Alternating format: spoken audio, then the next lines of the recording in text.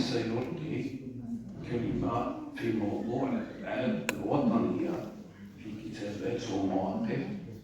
سعيد حجي، أستاذ صالح شكاك، أستاذ التاريخ المعاصر بالمركز الجهوي لمهن التربية والتكوين بالقاهرة، وله عدة مؤلفات وإسهامات وطنية ودولية، فله الكلمة. شكرا سيد الرئيس. في البداية أتوجه بالشكر الجزيل لكل الذين ساهموا في إنجاز هذا الملتقى الذي نتمناه ماتعا ومفيدا، وتحية طيبة كذلك للحضور الكرام كل باسمه وصفته، وفي مقدمتهم زين العلوي الشريف سيد زين العابدين العلوي الذي شرفنا بحضوره معنا، فهو سلوي المولد وسلوي النشأة وسلوي الهوى. كلمة طيبة قلتها بحق هذا الرجل، لأن له مجالس نذكر آخرون له أيادي بيضاء بحكم المسؤولية التي كان قد تحملها في جمعية بيرة. أريد أن أفتتح هذه المداخلة المتواضعة بإشارة حكيمة جدا وردت على لسان محمد معسكر الشفشاوني في تقديمه لكتابه دوحة الناشرة. كان يتحدث عن كتابه: وإنما جعلته مختصا بمشايخ المغرب لكونه وطني ومغرس شبابي ومعطني، ومن ذا الذي لا تهزه عصبية وطني. وأعتقد أن مفتاح الحديث على سعيد حجي وهذا العصبية الوطني، سعيد حجي يمكن تناوله من وفق المقاربات متعددة، لأن الرجل متعدد الأبعاد متعدد الحضور، غزير الكتابة، رغم أنه عاش فترة زمنية قصيرة. يعني لو قدر الله لهذا الرجل أن مد الله في عمره لكان له شأن كبير بحكم عطاءاته الغزيرة جدا. وأعتقد أن المتأمل في كتابة سعيد حجي سيلاحظ أنه امتداد إذا شئنا لعنصر أساسي في تاريخ المغرب المعاصر، وهو عنصر الحديث عن عنصر النخبة المغربية. حينما نتحدث عن سعيد نحن نتحدث عن النخبة المغربية في زمن معين، هو زمن حماية. تعلمون أن النخبة إذا أردنا أن ندرسها بتاريخ المغرب عادة ما نعود لجذورها التاريخية القرن التاسع عشر، لأنه هو كان قرن القلمات وقرن الضغوط الإمبريالية، فظهرت نخبة. والنخبة المغربية كما تعلمون كان هاجسها شيئين أساسيين: الإصلاح. فكرة الإصلاح كانت دائما حاضرة، قوة عند النخبة المغربية بغض النظر عن الإكراهات والتوجهات والصراعات. كانت فكرة الإصلاح حاضرة بقوة، وفكرة المقاومة، مقاومة الآخر. والمتأمل في تاريخ المغرب سيجد كما قال الأستاذ العلوي في إحدى لقاءاته المتلفزة، حتى لما انتهى البرنامج أدرك شيئا فقال للصحفية: المغرب جزيرة. هذه الفكرة اللي ركز عليها كثيرا وهي ما يقول المغرب جزيرة. وهذا لاحظوا أنه عنده تأثير في مقالات الأستاذ سعيد حجي لما تحدث عن موقف المشارقة من المغرب، ماذا ينظر، كيف ينظر المشارقة إلى المغرب. قد كتب في هذا بنوع من المرارة. إذا فكرة الإصلاح فكرة ظلت حاضرة عند أصحاب القلم، وفكرة المقاومة ظلت حاضرة عند أصحاب البنادق. الذين قاوموا الاستعمار هم النخبة، الذين قادوا الاستعمار، قادوا المقاومة ضد الاستعمار هم النخبة في البادية. هؤلاء قاوموا بالرصاص بالبنادق، في حين أن سكان المدن بالعكس قاوموا بالقلم. لماذا؟ لأنهم أتيحت لهم الفرصة للتعليم رغم كلا الحماية، إلا أن فتحت آفاق التغيير، حدثت تغييرات عميقة جدا في المجتمع. وكان سعيد حجي هذا الشخص الذي نحتاج به اليوم من نتائج هذه الفترة ومن نتائج هذه التحول. فكرة أخرى لاحظتها أنه في الآونة الأخيرة هناك بعض الأساتذة المهتمين وبعض الذين ما زالوا يحملون هذا الهم التقاليد الفكري بين الفينة الأخرى ينتبهون إلى استحضار بعض الشخصيات والاحتفاء بها، قامت نوادي مستديرة أو ندوات. يعني في الفترة الأخيرة القريبة جدا تم عقد ندوة في تارودانت حول المختار السوسي، وعقدت ندوة أخرى في مكتبة آل سعود بالدار البيضاء حول الموقف المراكشي. البارحة يومي 13 و 14 عقدت الندوة المحمدية حول عدنان الفاسي، واليوم نحن عاقلين غاديين الواحد حول سعيد الجي، ويوم 31 مارس تعقد الندوة بإمكانيات حول المولد مصطفى العلوي. أعتقد أن هذا الاهتمام بهؤلاء الناس يعني هناك ما يحركه، وهي محاولة، لا أقول خروج هؤلاء الناس من العتمة فهم ليسوا في عتمة، ولا أقول تسليط الضوء عليهم، لا نسلط الضوء على هؤلاء الناس، هم كانوا مصدر ضوء، إن لم يكونوا هم مصدر ضوء لنا نحن لكي نسير على دربهم ونحل حلوهم. إذا أعتقد أن هذا الاهتمام بهؤلاء الناس في اعتقادي أنه ربما إشارة إلى نخب جديدة، إلى التفكير في خلق أو التفكير في إخراج هؤلاء الناس من الماضي إلى الحاضر لإعادة الأمور إلى نصابها وللابتعاد أكثر. ربما سأقول خاتمة حينما أنتهي من هذه الكلمة أعبر فيها بالضبط عن هذا الموقف. إذا قلت مبدأ الإصلاح، ما يميز كذلك مدينة سالة التي ينتمي إليها سعيد أنها مدينة كانت توصف بالكثير من الكتابات والأقوال أنها مدينة محافظة شبه منعرضة، ولكن المتأمل في تاريخ المدينة في الواقع لا يمكن للمدينة أن توصف بهذا الوصف، وقد أنتجت هؤلاء ثلة من هؤلاء العلماء الفقهاء والمهتمين والحرف التقليدية. يعني كان مجتمعا قائما غامر في البحر، حقيقة بعض الفترات التاريخية أهل سنة أعطوا ظهورا من البر واهتموا بالبحر، ولكن هذا المنتوج الفكري الهادي، هذه العائلات الكبرى التي يمكن الحديث عنها، سنيبر، صبيحي، الحجي، واحد عدد العائلات، هؤلاء لم يأتوا من فراغ، وإنما أتوا من مدينة كلها حياة وكلها تدافع تبحث كباقي المدن العتيقة عن مكانتها تحت الشمس. ظهرت كذلك شخصية سعيد وشخصية سلا وشخصية صبيحي مع ما يعرف أدبيات الحركة الوطنية والظاهرة البربرية. لا 16 مايو 1930 هو الظاهر الذي استغلته الحركة الوطنية لتمرير خطابات سياسية معينة، وأهل سلا بالعكس كانوا هم الأول من خرج للشوارع ورددوا أول تظاهرة إذا شئنا أو أول مظاهرات سلمية خرجت من مدينة سلا تندد بهذا ظاهر.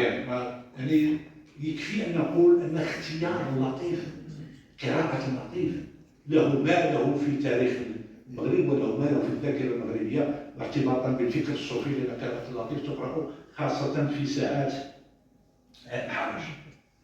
الفترة التي نتحدث عنها هناك تقرير أو بحث كان قام به مجموعة من الخبراء الفرنسيين في المغرب وتحت رعاية المارشال النوطي، والذي أشرف على إنجاز هذا العمل هو روبير مونطان، وشارك فيه ثلة من الأساتذة والمفكرين والأنثروبولوجيين والسوسيولوجيين، وشارك فيه ضباط شؤون أهلية، وشارك فيه المراقبون المدنيون. وهذا التقرير أو هذا البحث الميداني أنجز ما بين 1922 و 1929، يعني العقد الثالث من فترة الحماية إذا شئنا. والاختيار ديال الزمان هم ما يبررون، ما عندناش الوقت باش نقولوا المبررات الزمنية.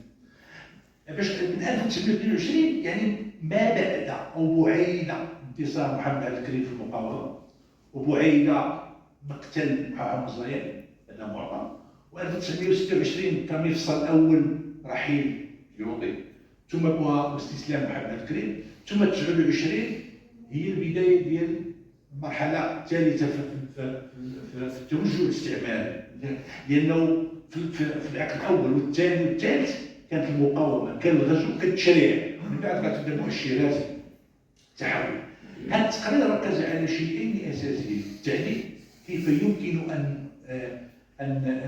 نحضر وأن ننتج نخبة وطنية تكون بمثابة الجسر الذي يربط بين الثقافة الفرنسية والثقافة المغربية، يعني تخدم إذا شئنا تخدم المصالح الفرنسية والمصالح المستهدفة، ولكن في نفس الوقت علينا أن نعمل على الحفاظ على البقاء الحماية ومؤسساتها.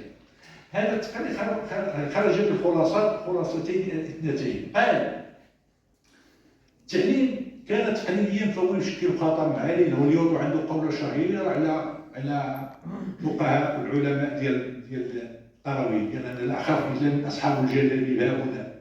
علاش؟ لانهم يستمدون قوتهم معطيات من القيم قديمة موروثة. قال إذا تركنا التعليم التقليدي على حاليه دون تدخل، تعلمون أن هناك متدخلين في التعليم، جورج عارضي ومارتي، أن هذا التعليم رغم تقليديته هو يشكل خطرا عليه. إذا نحن أقحمنا المغاربة في المدارس العصرية ودرسوا العلوم الحديثة واللغات، فهم سيشكلون كذلك خطرا علينا. لماذا؟ لأنهم سيطلعون على اللغات والعلوم والآداب الفرنسية والحديثة، وبالتالي سيحاربون بسلاحنا. إذا قالوا يبقى على مراقبة التعليم وتكسيره في نفس الوقت، ولكن الهدف الإبقاء على البادية التقليدية وتكريس التصوف والزوايا في البادية، ومحاولة إخراج فكرة يعني تجعل المغاربة يعني يصابون بنوع من الدشا، يفكرون كذا، وهي فكرة الظاهرة البربري. الظاهرة البربري عنده واحد لأن الظاهرة البربري كما تعلمون الأصول ديالو تعود إلى 1914، ولكن الآن تمت صياغته وإعادته بشكل آخر. هنا نستحضروا كذلك الموقف ديال سعيد حجي من هذا الظاهر، وله عدة كتابات في هذا الأمر.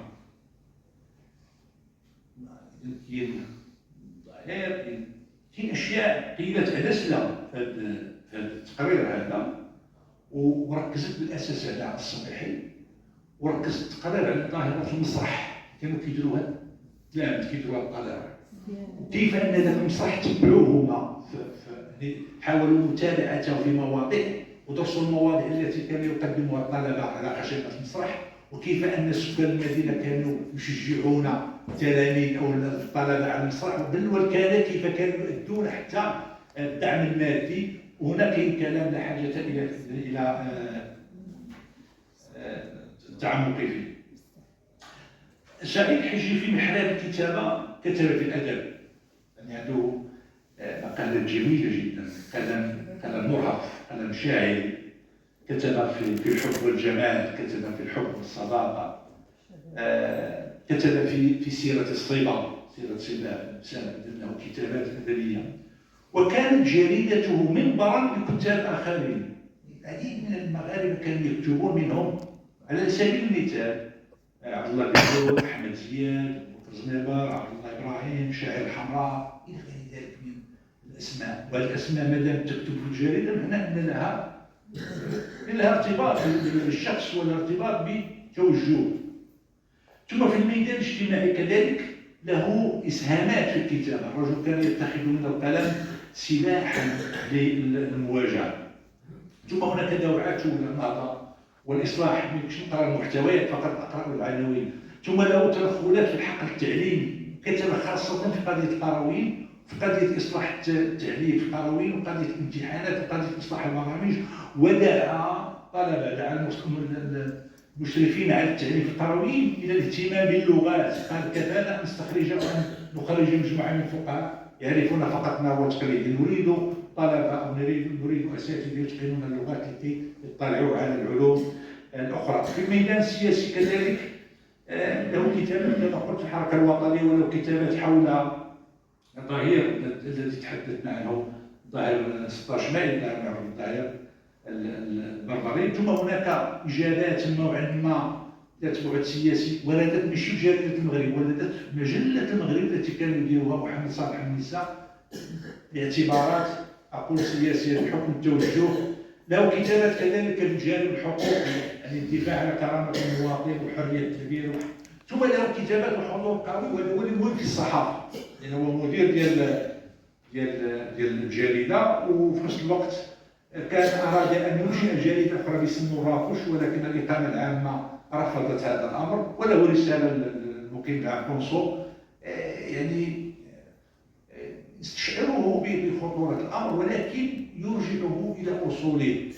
كيف لكم أن تمنعونا من إصدار هذه ضحت اسمها مراكش، جريدة اسمها المغرب، والمجلة اللي كان فيها اسمها مراكش، وأعاد الرجل إلى مكانه الطبيعي. أنت المقيم العام ذكره بالثورة الصناعية، بالثورة الفرنسية، وبحقوق الإنسان وبحرية التغيير إلى غير ذلك. الحق الصحافي هذا الذي تحدثت عنه بشكل، وفكرة الإصلاح التي تحدثت عنها كانت فكرة على شكل أول في اعتقادي في التاريخ أول شخص كتب رسالة مطولة إلى المقيم العام تيغرستيك هو أحمد بن الميشي.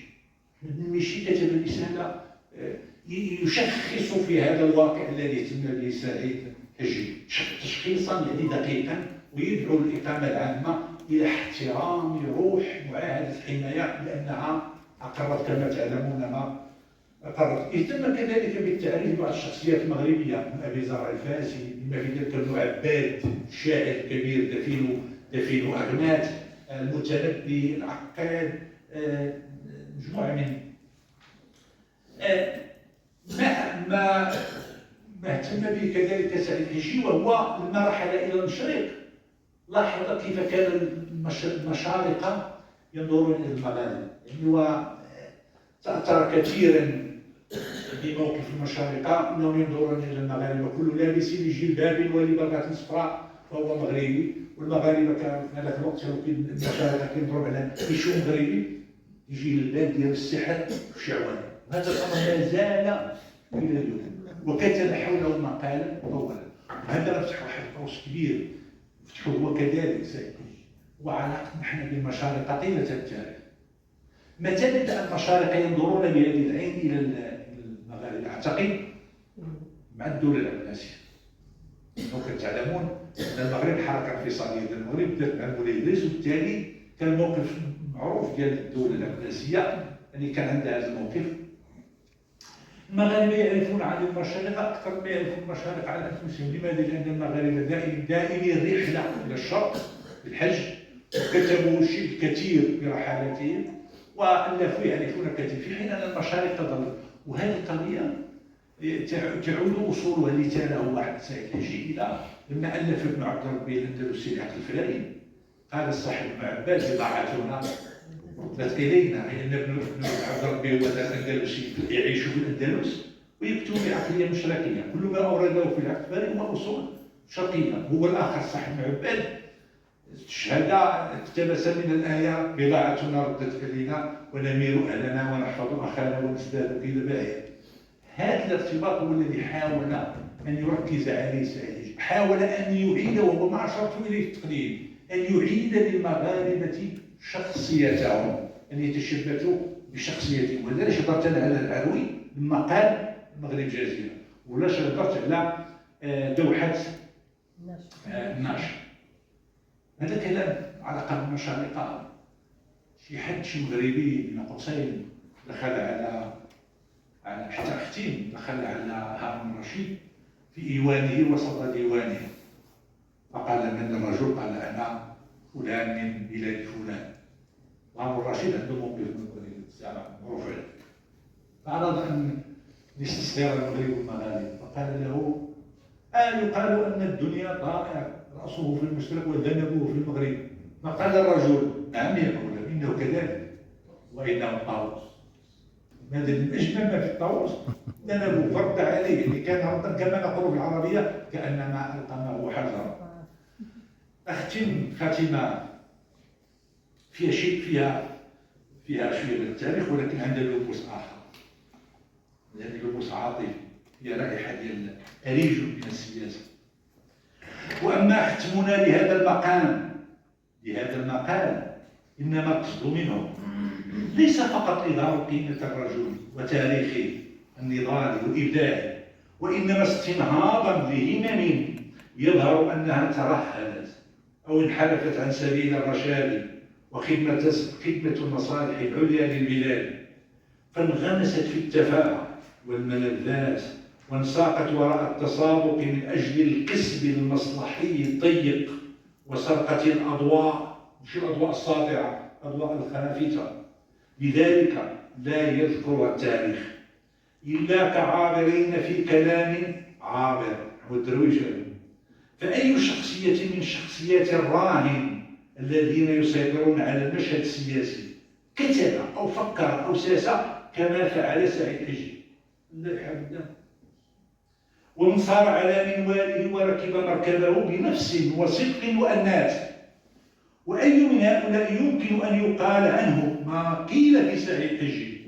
يعني من مات سعيد حجي داكشي اللي كتبوا الناس ويكتبوا الرسائل اللي تكتب عليه هائل جدا، أو يتخذ من اسمه نبراسا ومن تاريخه نموذجا ومن أفكاره وآرائه شرعة ومنهاجا. وقديما قال الشاعر: فما كان قيس هلكه هلك واحد ولكنه بنيان قوم تهدم. السلام عليكم ورحمة الله.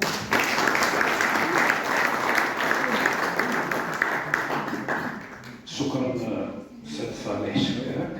لاحظت أن هذا العرض كان غبيا وموضوع في سياق تاريخي، وكما قلت الأستاذ صالح شكاك هو مؤرخ أولا، ولذلك ربط سعيد حجي بسياقه الجغرافي أولا، انتماء إلى سنة، ثم في نخبوي انتماء إلى نخبة من المتقدمين، ثم تعرج على بعض القضايا التي واجهها سعيد، قضايا وطنية تعليمية وسياسية، وأخيرا تعرض لمسألة من أهم القضايا التي طرحت منذ مضى هي مسألة الهوية، السؤال الثقافي من هو المغرب الثقافي، لأن النخبة كان هذا سؤال من الأسئلة الأساسية. وأضيف